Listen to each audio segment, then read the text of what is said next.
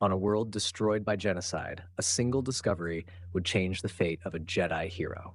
This is the story of how a Mandalorian mask found in the ground of a forgotten world set a Jedi Knight named Revan on the path to becoming a Dark Lord of the Sith. It's a story of how a symbol of justice became a token of tyranny, and how even the greatest heroes can fall.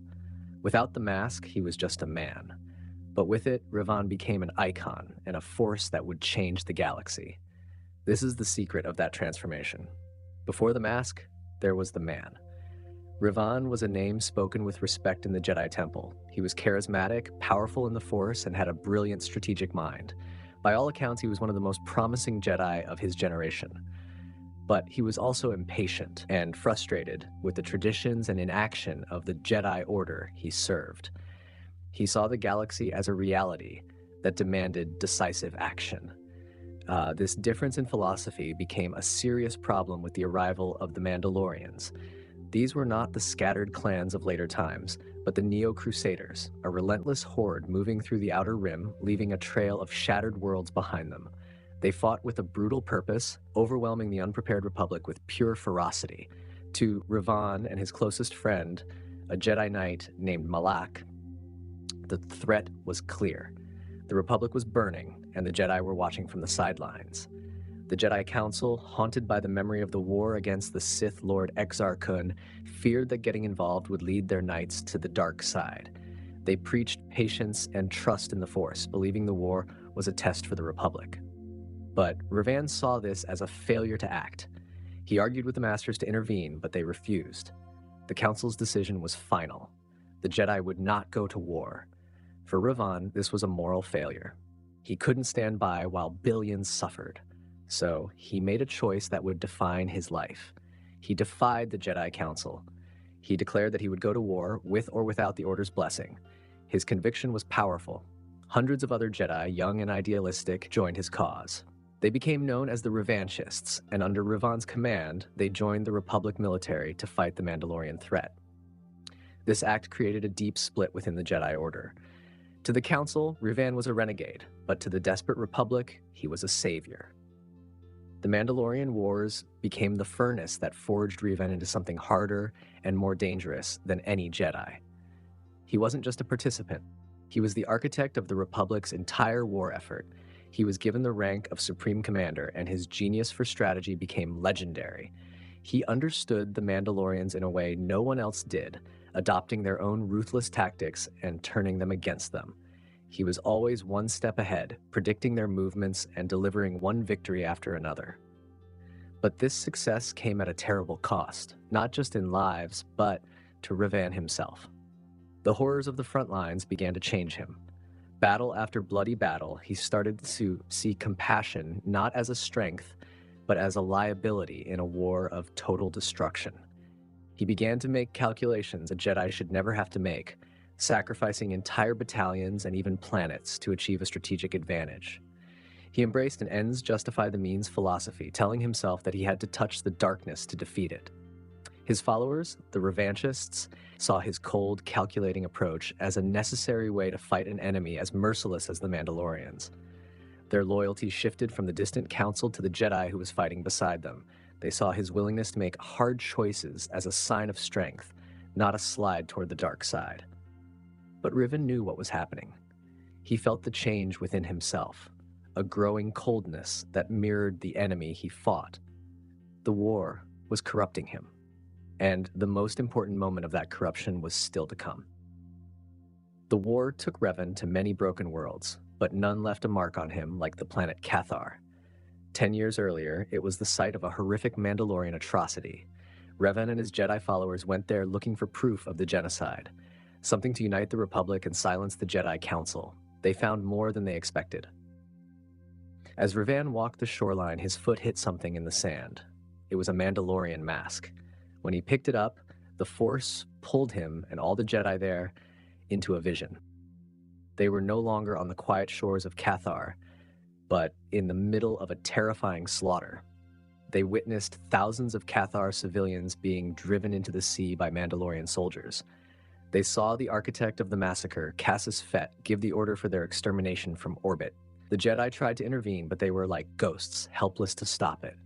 Then in the vision, they saw a lone Mandalorian warrior. This warrior stood against their own commander, arguing that there was no honor in slaughtering a defeated people. For this act of defiance, the warrior was cut down. Their mask, a silent testament to their conscience, washed ashore where it lay hidden for a decade. As the vision faded, the truth became clear. This mask was not a symbol of Mandalorian brutality, but of a failed act of honor. In that moment, something inside Revan changed. The moral compromises he had been making were no longer just a strategy. They were now a righteous crusade. He held the mask up. He would take up the cause of the fallen warrior.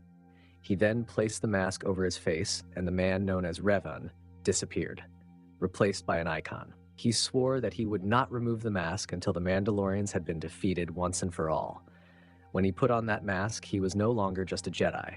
He was embracing a new purpose, defined by his own vow of the mask became his true face, a symbol of his willingness to do whatever it took. It was a vow that would lead him to victory and then to damnation. With his new resolve, Revan finished the Mandalorian Wars with terrifying efficiency.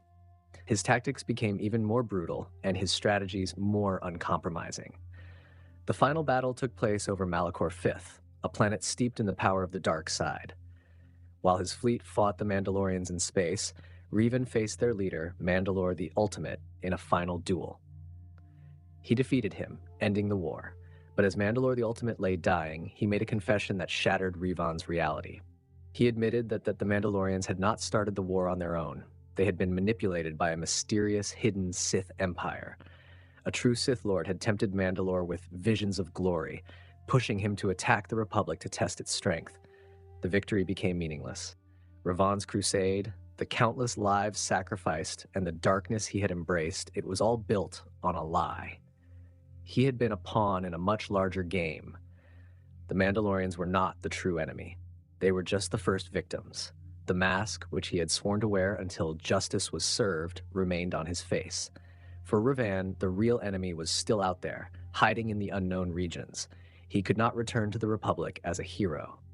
His war was not over. Taking his friend Malak and a third of the Republic fleet, Revan vanished into deep space, telling the galaxy he was hunting the last of the Mandalorians. In reality, he was hunting the Sith. This journey into the darkness is what defines Revan's legend. What he discovered in the unknown regions would not only change him, but set the entire galaxy on a path to war. If you're finding this deep dive into one of Star Wars' most complex characters compelling, take a moment to support the channel.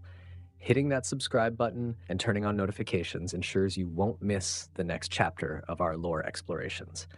And if you've enjoyed the video so far, a quick like goes a long way. Now let's follow Revan into the heart of the true Sith Empire. Revan and Malak's journey took them far beyond the known galaxy. Their quest led them first to Malachor V, where Revan already sensed a powerful dark side presence. There, in the Treyas Academy, he found Sith secrets that began to seduce him. The power he found there was a confirmation of the philosophy he started to adopt during the war. That strength, not patience, was the key to victory. Following a trail of dark side energy, their path led them to a world of darkness and storms. Dromund Kaas, the hidden capital of the true Sith Empire. Here they found a civilization built on the dark side, an empire that had been secret for 1,000 years, waiting to strike. Overconfident from their victory in the Mandalorian Wars, the two Jedi believed they could destroy the threat themselves. Finally, they stood before the architect of their deception, the immortal Sith Emperor. They had come to kill a tyrant, but they had catastrophically underestimated his power. The Emperor was a being of immense ancient evil. He didn't need to fight them. Instead, he reached into their minds and shattered their wills. He dominated them completely, twisting their intentions and identities. Their desire to protect the Republic was warped into a desire to conquer it. On that dark throne world, the heroes Revan and Malak died. In their place, the Emperor anointed them Darth Revan and Darth Malak, the newest Dark Lords of the Sith. The Sith Emperor had created his perfect weapons. He tasked them with finding an ancient Rakatan superweapon known as the Star Forge, a huge space station that could use the power of a star and the dark side to create an endless fleet. With the Starforge, they were to build an armada and weaken the Republic for his invasion. But the Emperor made the same mistake the Jedi Masters had. He underestimated Revan's will. Though their minds had been broken, the conditioning was not perfect. Revan and Malak broke free from the Emperor's direct mental control. They were forever changed and permanently on the dark side, but they were no longer puppets. The mission, however, was still in their minds. Find the Starforge and bring the Republic to its knees. But now, it would be for their own empire. They still believed the Republic was weak and unable to defend itself against the true Sith threat, but they would not prepare the galaxy for another's conquest. They would conquer it themselves to forge an empire strong enough to repel any invasion. It was a twisted version of their original goal, saving the Republic by destroying it and rebuilding it in their own image. They discovered the location of the Starforge. Seizing control of the ancient weapon, Darth Revan and his apprentice, Darth Malak, began to build their own Sith empire. The Starforge amplified their ambition and aggression. An unstoppable fleet was born. The Jedi and Republic soldiers who had followed Revan into the Mandalorian Wars now pledged allegiance to his new, powerful vision. With his mask hiding his past and the might of the Starforge behind him, Darth Revan, Dark Lord of the Sith, returned to the galaxy and started the Jedi Civil War. As Dark Lord of the Sith, Darth Revan was an unstoppable force. His strategic brilliance, now free from Jedi morality, let him wage a devastating war against the Republic. His empire expanded rapidly. To many, his victory seemed certain. He was always one step ahead. Yet for all his power, Revan overlooked the most basic law of the Sith. The apprentice always wants the master's power. Darth Malak, who had been by Revan's side since their Jedi days, grew jealous. He saw Revan's strategic focus as a weakness. He wanted the title of Dark Lord for himself and waited for the right moment to take it. That moment came when a small Jedi strike team, led by Bastila Shan, managed to corner Revan's fleet. Their goal was to capture the Dark Lord, not kill him. As Bastila's team boarded Revan's flagship, Malak saw his chance. In a stunning betrayal, he ordered his own ship to open fire, not on the Jedi, but on Revan's command bridge. He tried to kill both his master and the Jedi in a single blow. The bridge was destroyed. Revan was thrown across the deck, his mind shattered. He lay on the verge of death, but Bastila Shan, sensing his fading life, made a quick decision. Instead of letting him die, she used the Force to create a bond between them, saving his life. Revan, the Dark Lord of the Sith, was knocked unconscious and captured by the Jedi. Brought before the Jedi Council, Revan's fate was debated. To execute him would make him a martyr. To imprison him risked his escape. So the Council chose a third, more radical path. They wiped Revan's mind, erasing his identity as both a Sith Lord and a Jedi hero. They stripped him of his past, his memories, and his name. It was a desperate plan. They would reprogram him with a new identity as a Republic soldier and send him to fight the very empire he had created. Revan awoke with no memory, a ghost haunted by visions he couldn't understand. He was placed under the command of Bastila Shan, the Jedi who saved him and with whom he now shared a Force bond. As they traveled the galaxy searching for the Starforge to stop Malak, Revan's immense connection to the Force reawakened. The Jedi Council's plan seemed to be working, but the past is not so easily erased. During their journey, Malak captured Bastila and, through torture, turned her to the dark side. It was she who finally revealed the truth to Revan. She told him about his past, the Jedi hero, the ruthless War Master, the conquering Dark Lord, and the Jedi Council's manipulation. The ultimate test was now at hand. Faced with his past, the hero he had been, the monster he had become, and the puppet the Jedi had made him, what would he choose? The dark side offered him the power that was once his.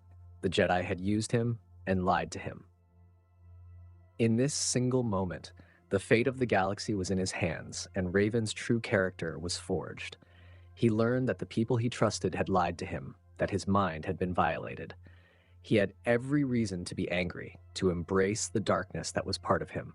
He could have reclaimed his title as Dark Lord and taken vengeance on both the Jedi and his traitorous apprentice, Malak. But he didn't. What he did when he realized the truth is what defined him. He looked past the manipulation and the betrayal. He saw the suffering his actions had caused as a Sith Lord, and he chose to atone for it. Despite being used as a pawn, he made a choice to be better. He chose the light. He chose his friends. He chose to end the war he had started. Aboard the Starforge, he confronted Darth Malak, not as a Sith reclaiming his throne, but as a Jedi trying to right his wrongs. He defeated his former friend, but his greatest victory was not in combat. Facing the fallen Bastila Shan, he did not strike her down. Instead, he reached out to her through their Force bond and pulled her back from the dark side. It was an act of selfless love, the very emotion the Jedi Order feared, and the one that ultimately saved the galaxy. Revan's legacy is one of the most complex in galactic history. Was he a hero who fell? A villain who was redeemed? His journey took him from the heights of the Jedi Order to the depths of the Sith and back again. He was a savior, a conqueror, a tyrant, and a prodigal knight. He defied the Jedi, embraced the dark side, broke free from an emperor, and ultimately chose his own destiny. It all started with a mask. That mask became a symbol of his fall, the face of a dark lord who brought the galaxy to its knees. But the man underneath was never truly gone. His final choice to forgive those who wronged him and to sacrifice his own desire for power to save others is the true measure of his character. He proved that no one, not even a Dark Lord of the Sith, is beyond redemption. He showed that our past does not have to define our future, and in the end, it is our choices that make us who we are. But what do you think? Was Revan's fall an inevitable result of the Jedi's inaction, or was his entire journey a necessary evil that ultimately prepared the galaxy for the true threats to come? Let us know your thoughts in the comments below. Thanks for joining us on this journey through the Old Republic. If you want to explore more complex figures from the Star Wars universe, be sure to check out our other lore dives. And as always, don't forget to like this video, subscribe to the channel, and hit that notification bell to